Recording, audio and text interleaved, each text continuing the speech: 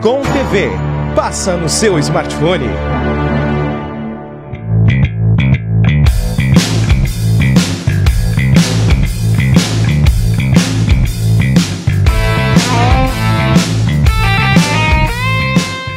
Alô, amigos, tudo bem? Estamos iniciando mais uma edição do Cafeína Talk Show. Sexta-feira, todas as semanas uma nova estreia. Semana passada tiramos uma folguinha, reprisamos aí o programa com o baixista do Papas da Língua, Zé Natália, que foi bem legal também, teve muita repercussão, e temos trazido aí muitos músicos aqui para este programa, mas também não só isso, né? O pessoal da área de cultura, em geral, também tem espaço neste programa, todas as áreas da cultura, aliás, porque é o que nós precisamos neste Brasil varonil. Eu sou Miguel Brambila, o Cafeína está começando com um café, né? Claro, aqui está o Pato Donald, o cidadão apavorado, né? A ícone do brasileiro, né? Não dos americanos nesse momento, né? E para conversarmos sobre a cultura geral, hoje trazemos um analista político, comunicador, né, professor de filosofia há muitos anos, escritor, ele que lançou aí algumas obras já, ele vai falar sobre elas aqui no Cafeína também, e também sobre seu mais recente livro, que é de 2016, mas é recente, né, um livro documentário, Por que o Brasil Não Deu Certo, que foi lançado em 2016, me corrija se eu estiver errado. Aquilino Dalla Santa Neto, tudo bem, meu irmão? Eu vou te dar boa noite, estamos começando o programa às 8 da noite desta sexta-feira, como vai, amigo? Como é que tá, Miguel? Boa noite com vocês todos. E falar um pouco, né, daquilo que a gente faz, né, sempre com o objetivo de ficar sempre contribuindo com a comunidade e com a sociedade. Que legal. Bom, eu contextualizei aqui superficialmente. Fala um pouco da tua história, né, como autor, como professor, por gentileza. Sim, eu na verdade, quando eu tinha uns 12, 13 anos, essa questão de escrever, na verdade, ela tá dentro de cada um, né? Cada um tem as suas qualidades, e com o tempo as pessoas, depois, aí, quando tem as suas 15, 16 anos, vão desenvolvendo. E quando eu tinha 12 ou 13 anos, eu ganhei uma máquina de escrever, aquelas Remington portáteis lá do meu pai. E ao passo que os meus colegas ganhavam bola de futebol, ganhavam violão, essas coisas, bateria, eu ganhei uma máquina de escrever. Mas eu queria a máquina de escrever, eu pedia para ele. E eu tinha uma identificação muito grande com máquina de escrever. E porque na época eu já escrevia alguns contos assim, né, que eu sonhava. Então a gente desenvolvia algumas ideias, algumas histórias. E depois a máquina de escrever ficou ali, depois de um tempo, né, ela ficou meio abandonada, mas aos meus 15, 16 anos eu comecei assim a entrar numa pesquisa profunda na parte da noite, principalmente, de madrugada, e aí comecei a escrever pensamentos e a desenvolver a minha redação. E ali começou essa história de gostar de escrever e desenvolver a redação. Meu primeiro artigo publicado foi na Zero Hora, em 86, tá? Foi o meu primeiro texto publicado. Depois, ao longo dos anos, vieram ali na década de 90, ainda quando o Pioneiro ainda não era da RBS, tiveram alguns artigos. O jornal de Caxias do Paulo lá, como é que é o nome do jornal? É o Paulo Cancian, em memória, era o nosso editor, né? Deve ter trabalhado lá também. Não trabalhei lá, mas era meu amigo. Sim. Então, teve várias publicações em jornais, Correio do Povo, depois teve outra fase de publicações, né, com artigos. Mas, na verdade, em 2003, eu escrevi esse livro de poesias, O Verso e o Reverso, e foi minha primeira, na verdade, meu primeiro trabalho publicado. E desde então, porque hoje em dia, nós estamos agora vivendo a Feira do Livro, né? Agora a Feira do Livro parece que não iria ter, mas acabou tendo. E hoje em dia, tu sabe que é muito complicado tu entrar no ramo de publicação, porque hoje em dia tu não escreve mais para ganhar dinheiro, aliás, já faz muito tempo isso. Tu escreve porque tu tem vontade de escrever, e às vezes tu tem que bancar a obra, porque não existe mais aquela época que tu mandava os trabalhos, né, para a editora, tu era reconhecido, você não existe mais. E daí, então, passou-se uma época ali com alguns prêmios literários que eu venci, por crônicas. Mas esse livro era um trabalho que eu já tinha entrado, porque o Brasil não deu certo. Eu já tinha entrado nessa questão dessa obra há uns... Foi ainda em 2002, 2004, por ali. E foi um trabalho intenso de pesquisa, onde esse título, na verdade era 30 anos depois, mas era um título assim, puxa, que título eu vou colocar para o livro? O que eu abordo no livro? Fatos políticos que contribuíram para que o país não desse certo.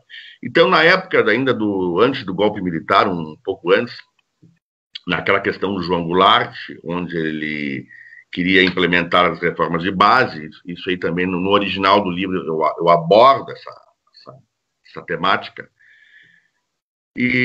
Mas aí o livro ia ficar muito extenso e daí eu reduzi, eu tirei fora essa parte, que daí ia ficar um livro muito extenso. E eu decidi entrar a falar sobre apenas os 3 últimos governos militares e falar um pouco do acontecido de cada presidente. Ali, depois, quando o Collor assumiu, depois da redemocratização, e daí de todos os presidentes, de todos os governos, e daí eu puxei o que de melhor e o que de mais destaque, né, o que mais se destacou em cada governo. Depois entro na questão do mensalão, a corrupção ali desencadeada, generalizada, em todos os partidos, porque ali afetou todos os partidos, afetou o DEM, afetou o PSDB, afetou o PTB, o PT, então entraram todos os partidos ali, menos o PDT. No PDT, na verdade, o PDT é impressionante, é um dos poucos partidos ali de grande, né, de expressiva representatividade. Claro que o PV, né, esses partidos assim, eles não tinham nem acesso à corrupção. Mas o problema é que com o mensalão, com a denúncia do mensalão do Roberto Jefferson na época, ali veio uma chuva de denúncias que afetou uma série de partidos e de políticos, né, de representantes partidários. E daí eu achei interessante porque fazer escrever, documentar esses fatos, porque não deixa de ser... Existem vários livros que falam sobre isso, que foram lançados há 3, 4, 5 anos atrás, 10 anos atrás, existem várias obras. E a minha apenas é mais uma aqui, porque cada um, claro, cada um com o seu estilo, cada um com o seu método de pesquisa, cada um com os seus rodapés, com o seu texto original. Claro que tu não pode entrar ficar na pesquisa, tu tem que entrar, né, colocar aquilo que tu pensa também, as tuas observações, os teus comentários, e daí tu vai formando um documentário, né, que seja vinculado com aquilo que tu pensa, com os fatos e com o teu pensamento, com a tua crítica, com os teus comentários. Então, e eu vou até o impeachment da Dilma e a posse do Temer. Né? Então, eu tento, assim, desenvolver os destaques principais de cada governo e vou até o impeachment da Dilma e a posse do Temer. Uhum. O mandato do Lula, o segundo mandato principalmente, onde Sim. eu me refiro no livro, ele foi um mandato complicado, teve muita coisa ali que ficou sem esclarecimento. No mandato da Dilma, no primeiro mandato da Dilma e dos últimos 2 anos dela, eu faço referência também a alguns fatos ali, Passadina, toda aquela questão, aquela situação que envolveu a gestão dela, com alguns ministros dela, inclusive, que também, aliás, anos depois, 2 anos depois, 1 ano e meio depois, a Zero Hora começou tive alguns destaques na Zero Hora Correio do Povo, de fatos e de assuntos que eu tinha colocado no livro há 2, 3 anos atrás.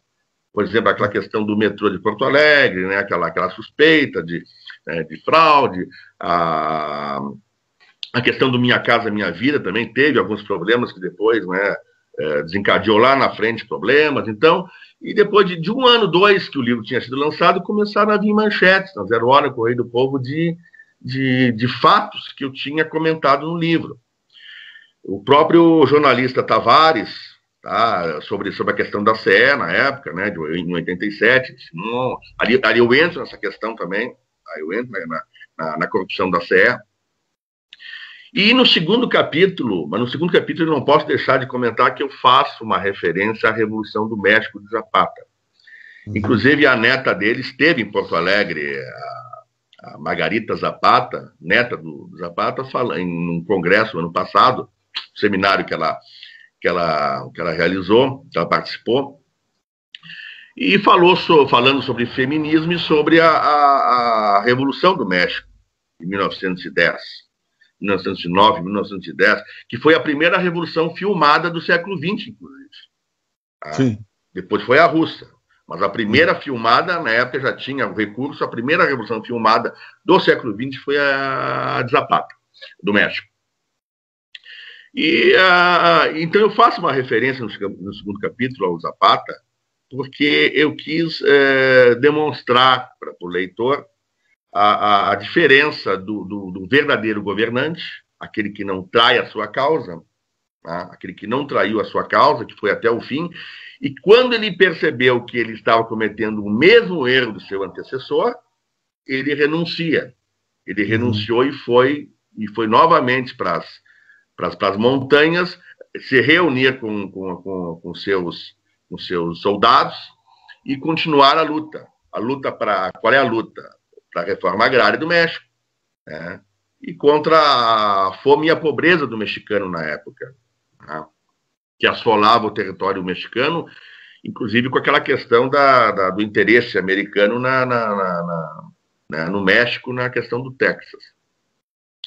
Então, existia muitos interesses políticos, né, vindo dos Estados Unidos, inclusive, para que o Zapata não se mantivesse no poder. E o Zapata era analfabeto. Ele aprendeu a ler e a escrever, né, durante o mandato dele de presidente do México, na época. Ali ele conseguiu entender algumas coisas, mas o que ele tinha de interessante era a alma, a autenticidade do governante, do revolucionário. Então eu faço essa referência ao Zapata no segundo capítulo, apenas para o leitor ficar assim, pesquisar, inclusive, né? Ele que pesquise mais a respeito sobre a Revolução, porque tanto num artigo quanto num livro ou num artigo científico, tu não coloca tudo aquilo que tu abre a porta para o leitor criticar, elogiar, né? Criticar bem ou mal e levar adiante a pesquisa e o assunto. Eu acho que esse é o objetivo de cada livro, de cada autor. E daí, inclusive, eu faço a referência nos 3 mandatos, os 3 últimos governos militares, porque, na verdade, na parte social, Brambila, na parte social e de infraestrutura, eles não deixaram, na verdade, a desejar. Existia o INPS, que funcionava muito bem na década de 70 e até 84, 85, que foi o último ano do Figueiredo. E essa questão, pelo menos, eles não é que nem agora, né, a bagunça que está hoje no Ministério da Saúde, apesar que na década de 70 teve um problema ali no Ministério da Saúde, militares na época, né, foi 74, 75, que teve aquela fraude da epidemia da meningite, tu deve te lembrar, que eles repassaram para a população que não tinha epidemia nenhuma, e daí quando eles viram que a coisa apertou, aí eles lançaram a vacina. E daí, mas assim, né, na questão social ali e de saúde, eles fizeram um bom governo, os últimos 3 governos militares. Isso aí, o INPS, no caso, funcionava bem.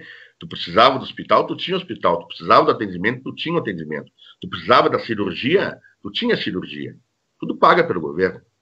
Nessa questão, então, eles não falharam. Eles falharam na questão, né, da democracia, da perseguição, né, a luta armada, essas coisas.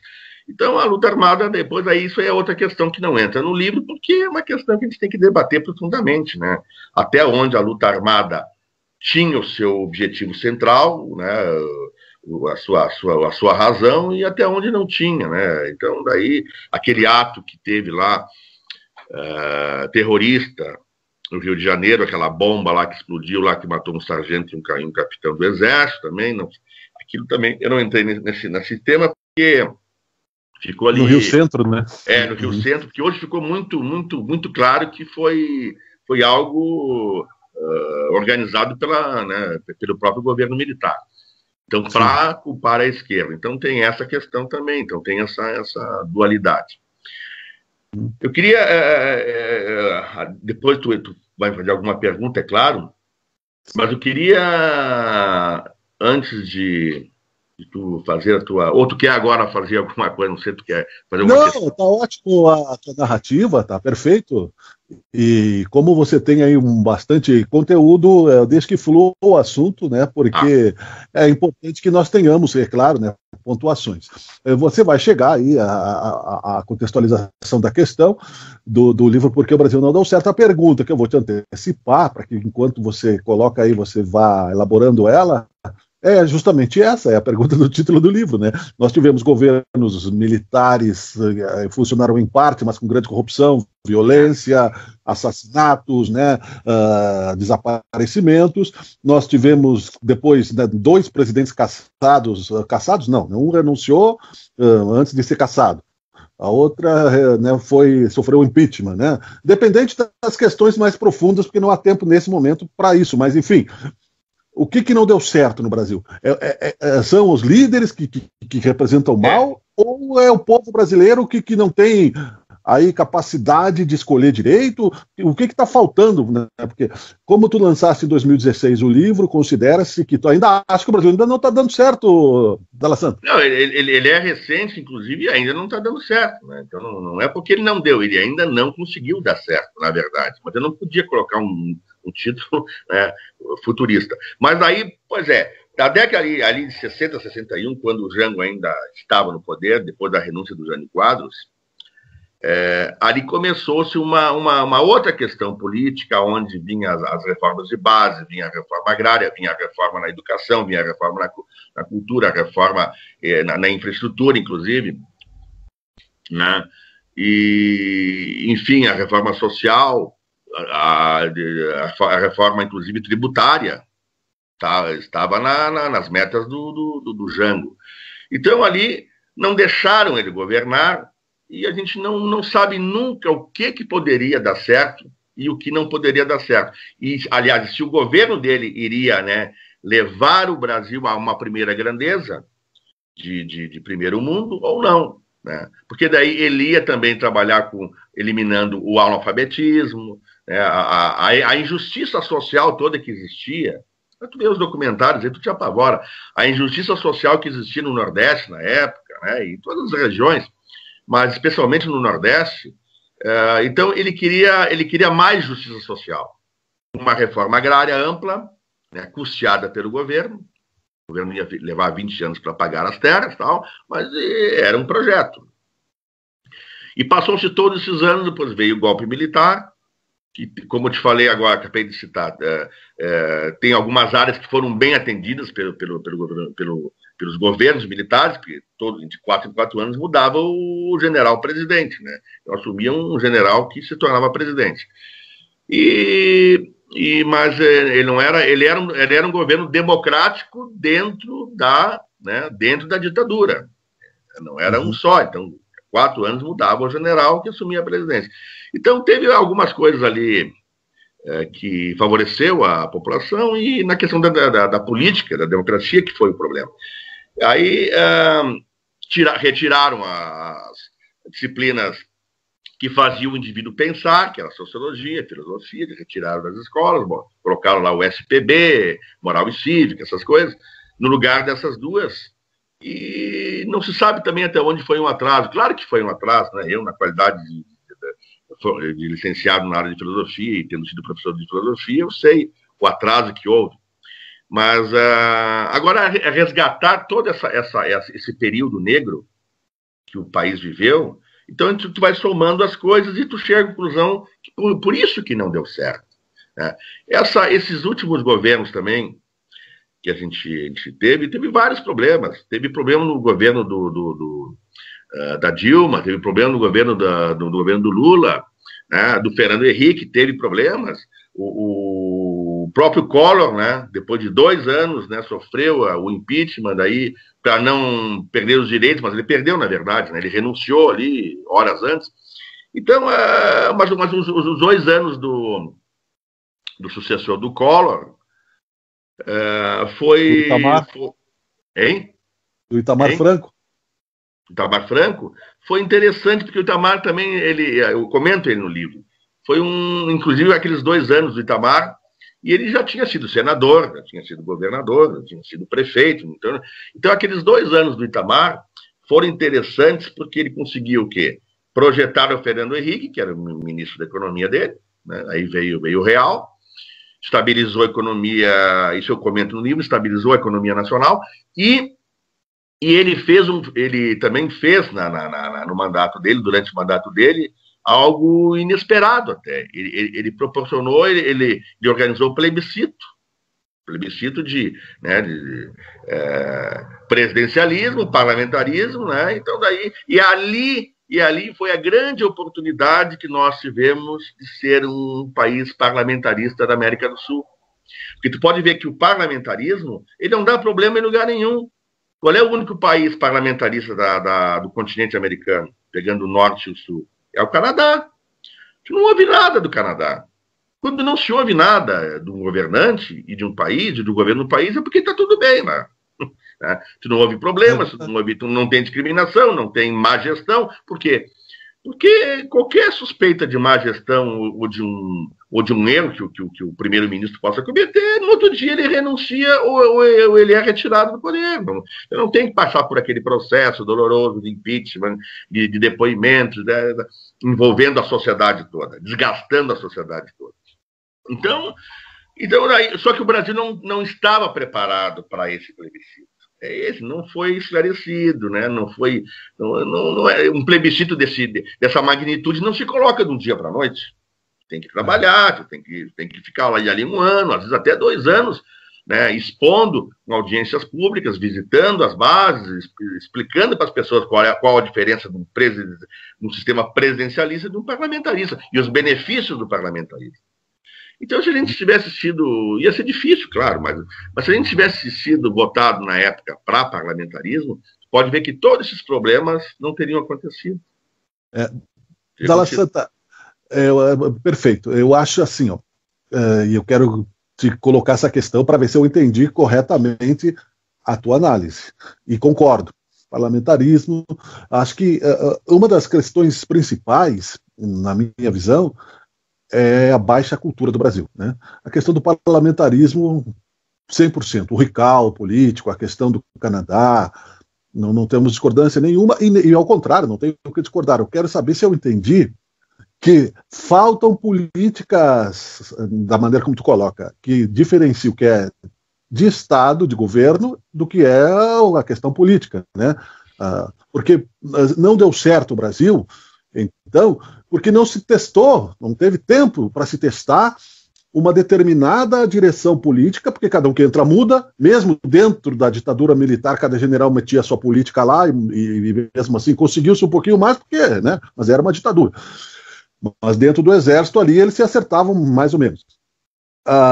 Então é isso, você concorda? Falta políticas de Estado no Brasil que pertençam à população. Na minha concepção ali, ele não deu certo porque a política do Jango, do João Goulart, não pôde ser testada, o planejamento dele, ou as reformas dele, não houve oportunidade de serem testadas, e depois veio o governo militar, que também tinha o seu nível de corrupção, e depois do governo militar, que foi um retrocesso em algumas áreas, como eu expliquei, em algumas áreas foi um retrocesso, em algumas eles fizeram uma boa gestão, e depois da redemocratização veio a democracia, voltou a democracia para o povo, mas daí veio junto a corrupção sistêmica, entende? Então por essa questão das reformas de base, dos planos do Jânio João Goulart não terem sido implementadas por causa do golpe, veio o golpe militar, né, que implementou uma política ali antidemocrática, que não deixa de ser um atraso, um retrocesso para qualquer nação, e depois da redemocratização já começou, ver o Collor, primeiro presidente eleito, caçado por corrupção. Então daí, daí veio a corrupção depois de tudo isso que a gente viveu, depois, quando o povo brasileiro teve a oportunidade de desfrutar a democracia novamente, e com ela veio junto a corrupção. Então, aí por isso que não deu certo, na minha análise do livro. Claro. Hoje eu mudaria algumas coisas, claro, eu retiraria algumas coisas, incluiria outras, mas agora já passou. Na época que eu escrevi, era essa análise. E porque aí tu vai me colocar, mas corrupção os Estados Unidos tem, agora os parlamentaristas, aonde tem corrupção, tem aquela questão, ele é retirado. Então, aí, tudo bem, a corrupção também dos governos militares, né, na época da ditadura, também teve o seu percentual de corrupção, como é que não vai ter? Claro que teve. Daí os caras, não, mas lá na época eles pegavam uma chacrinha lá com meia dúzia de cavalos, eles não pegavam lá tal, certo? Mas aí o seguinte, então, na minha análise não deu certo por causa da falta de políticas públicas, que não houve na época do Jango, porque foi impedido de implementá-las, a ditadura militar, né, o período de 64 a 85, e depois da redemocratização, a corrupção. Perfeito. Então, na minha análise, por isso que ainda não deu certo. E aí, então, vamos chegar ao Brasil de 2020, pós-eleições. Última semana, eleições municipais, aponta-se aí, né, uma questão que o Brasil não quer a radicalização. Isso, mais ou menos, né? Há quem diga, né, o professor Marco Villa, que é das minhas fontes, que o Centrão não foi o vencedor, que o Centrão não participou em muitas eleições, mas é uma análise mais profunda, que nós teremos que pontuar em várias, né, edições deste programa, com certeza, e de outros. Mas aí, só para te colocar, claro, antes de eu entrar aqui acho que não dá tempo, mas eu também acho que o bolsonarismo não foi o vencedor dessas eleições, inclusive sinalizou ali que ele está definhando o governo, a figura Bolsonaro está definhou com essas eleições, e quando eu falei ali naquela análise da semana passada sobre a reflexão é hora de reflexão de quê? De quem perdeu, refletir sobre os seus erros e por que perdeu, e de quem venceu agora, fazer uma reflexão do que tem que fazer para não errar, porque agora porque a população não aguenta mais. E eu queria ver se dá um tempinho, Brambila, de falar assim, de só mencionar 3 obras rápidas, será que dá? Não, com certeza, não te preocupa que o tempo aqui está sob controle. Mas antes de nós referenciarmos as tuas obras, eu quero que nós, para fecharmos, arrematarmos esse assunto, sim, é uma pergunta, claro, que não é impossível de ser respondida concisamente, mas pontuadamente. Uma delas, tu já deixou bem claro, o parlamentarismo, né? Mas quando estaremos maduros para isso e quando o Brasil vai dar certo, na tua opinião?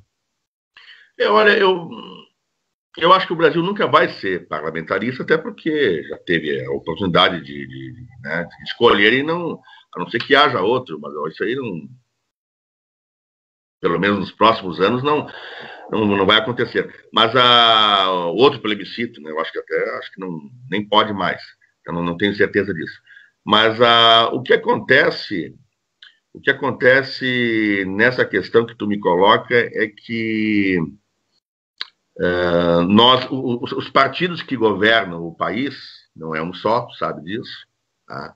E essa aproximação do Centrão do presidente para evitar problema lá na frente, um futuro impeachment, aí agora ele se aproximou do Centrão com distribuição de cargos, mas o que acontece? Eu acho que enquanto a gente não mudar a cultura da população na hora de votar, na hora de escolher, tá? A gente não vai conseguir melhorar e a gente não vai conseguir chegar a lugar nenhum. Porque políticos vêm e vão. Tá? E, na verdade, a gente percebe que a política não muda. A trajetória política, os feitos, o resultado, na verdade, ele dá a impressão assim, que ele não traz um benefício para a população do Brasil, seja a eleição municipal, estadual ou federal. Então, eu acho assim difícil eu te responder essa pergunta de forma objetiva, porque nós dependemos não só dos políticos, nós dependemos das organizações, das ONGs, da população, de uma culturalização, de uma ressocialização. Então, enfim, é preciso de uma mentalidade nova, uma geração nova. Agora, eu te pergunto, uma geração que não assiste debate, uma geração de políticos que não gostam de debater, que fogem do debate, onde o debate é a única forma, que o debate, na verdade, se iniciou em 1982, foi o ano que iniciou os debates televisivos, o ano que já não existia ainda a eleição para presidente, mas já foi o primeiro ano depois durante a ditadura, que foi a eleição para o Senado, para o Congresso e para os governos estaduais, onde o Brizola ganhou no Rio, Franco Montoro ganhou em São Paulo, e Tancredo ganhou em Minas, e vários outros líderes de esquerda que voltaram ao poder através do voto.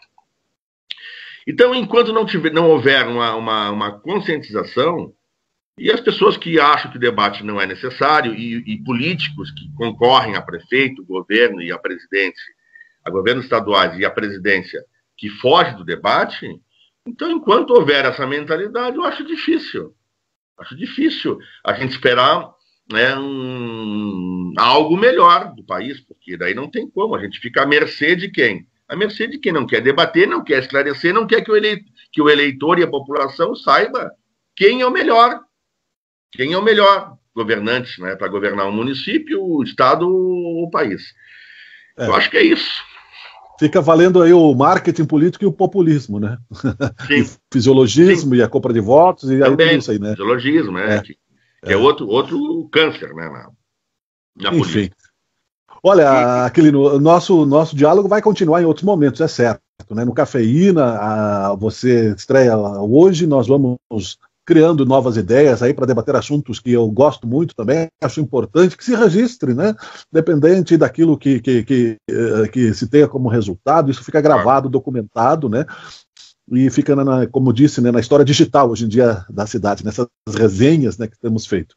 Enfim, tu tem as duas obras aí para mostrar para o nosso público. Na verdade, eu escrevi, tem aqueles livros que eu publiquei, que eu escrevi e foram publicados, e tem aqueles que não foram publicados por questão ali de né, até de outro livro que eu escrevi foi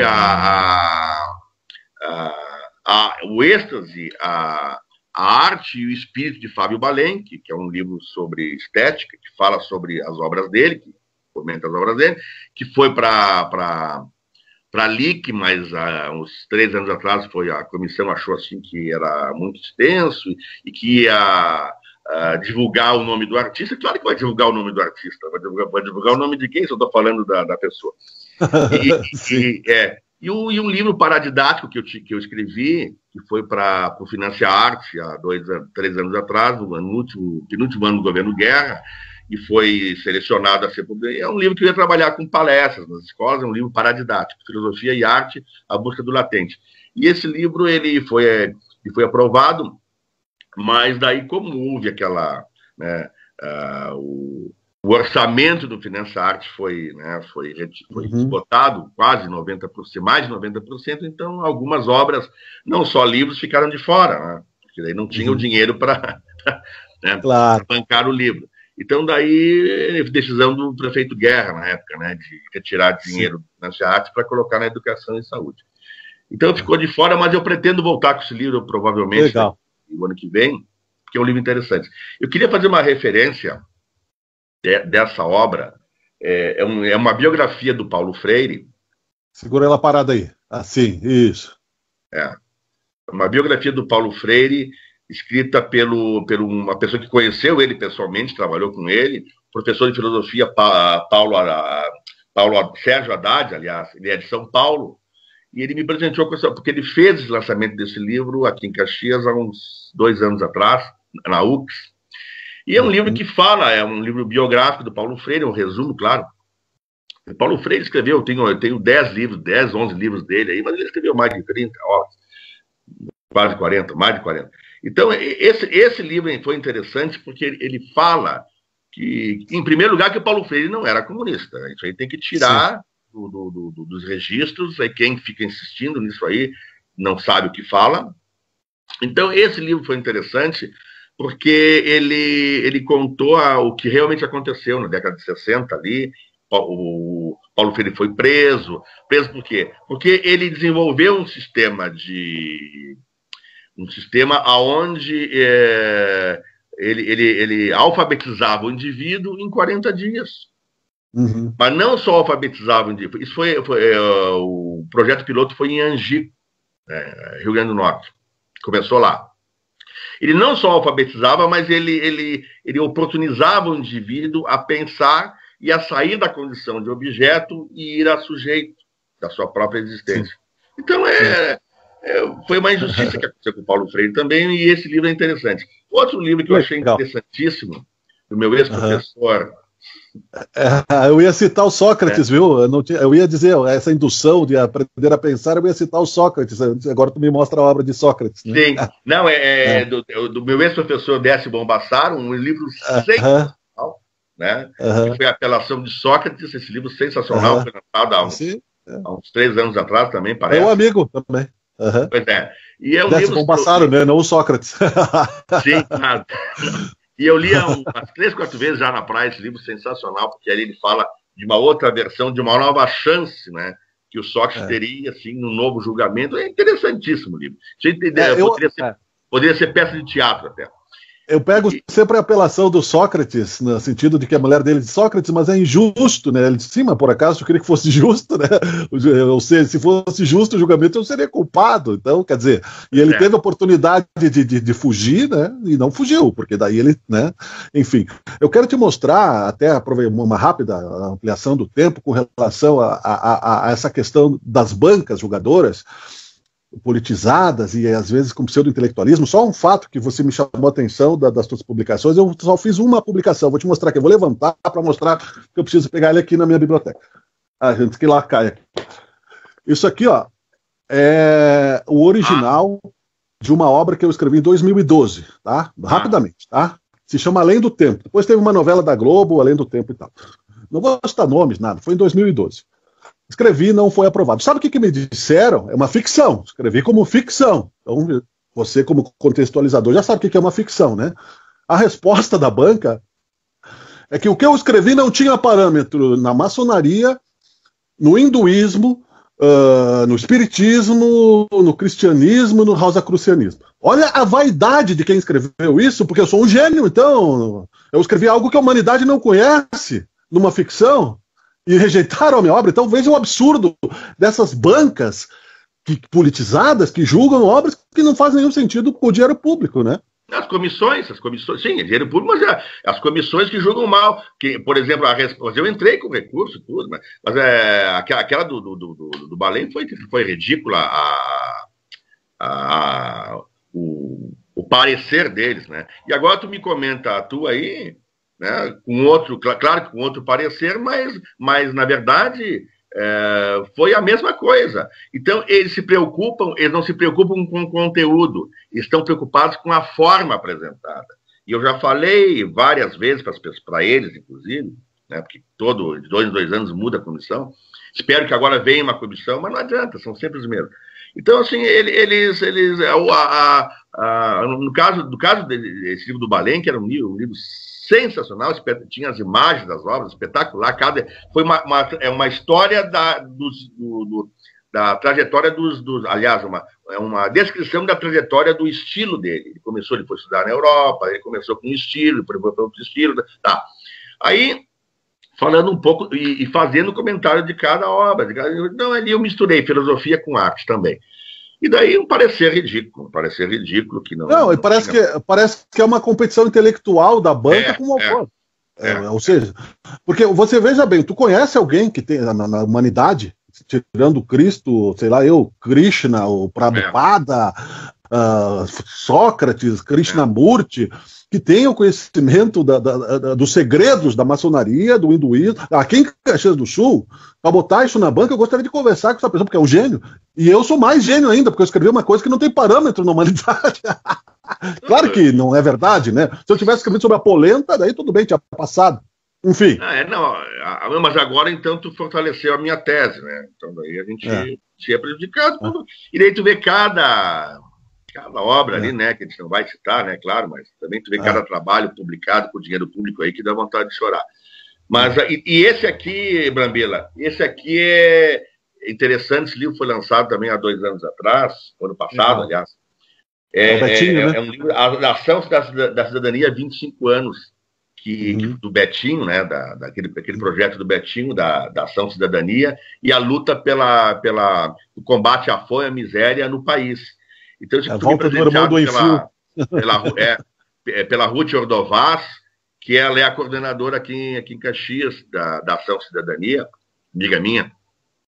Eu gravei o Bêbado e o Equilibrista essa noite, lancei, por coincidência também, né? A volta do irmão do Enfio.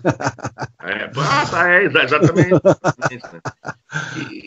E esse livro vem com CD, inclusive, assim, e fala da questão. É um livro belíssimo, onde tem gravuras, desenhos, entra na questão da ditadura também. É sensacional essa obra aí.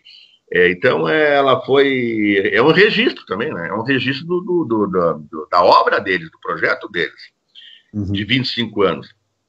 E muitas pessoas, eu vou te falar a verdade, muitas pessoas conseguem comer por causa dessas pessoas aqui. Aqui em Caxias, por exemplo. Então, mas não sei se tu queria me fazer mais alguma colocação, uma pergunta. Né? Olha... Eu vou deixar reticências para o programa, porque o assunto começa a fluir cada vez melhor e mais interessante. Nós temos outros momentos, aí nós pautamos aí especificamente em outras oportunidades, seja aqui pelo Cafeína, seja pelas nossas redes sociais de Sábio Caxias, assuntos específicos, vamos combinar, sem problema nenhum. Que te agradeço, né, aqui no Cafeína, que é uma parceria com a Buticol, eu já extrapolo o limite do programa, né, que começou com 15 minutos, e eu fiz o com o Netinho dos Incríveis, que foi para 40, eu tenho o segundo, né, mas quando o assunto é bom como esse, e tem conteúdo, o tempo, né, aliás, porque a pressa para resolver questões tão importantes não é válida no debate, é preciso que as pessoas dediquem tempo para a cultura e não compitam intelectualmente, porque não adianta, né, você, como dizia, eu sou cristão, eu digo, né, como dizia o apóstolo Paulo, ainda que eu fale a língua dos homens, ainda que eu fale a língua dos anjos, né, se eu não comer, se eu não tiver, né, ou seja, como diz os titãs, a gente não quer só comida, a gente quer comida, diversão e arte no contraponto também disso. Então, veja bem, Dalla Santa, muito obrigado, foi um prazer e voltaremos a conversar com certeza. Eu te agradeço novamente, e como te falei, né, a gente faz um trabalho desse na esperança que as pessoas entendam e reflitam sobre a importância de ler, de buscar, de investigar os fatos antes, né, de tomar decisões, né, apressadas, né, e às vezes, muitas vezes equivocadas, né. Então, eu te agradeço novamente a ti, ao teu espaço, e qualquer hora voltamos para fazer um comentário sobre outra obra, e assim a gente vai levando.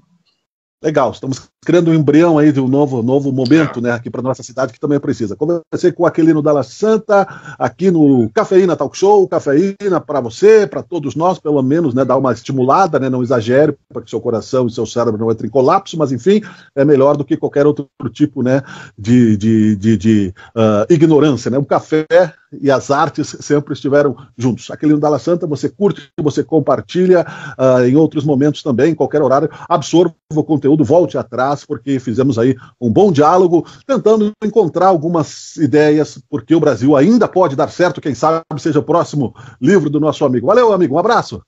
Tchau, abraço. Cafeína, tchau, tchau, até a próxima.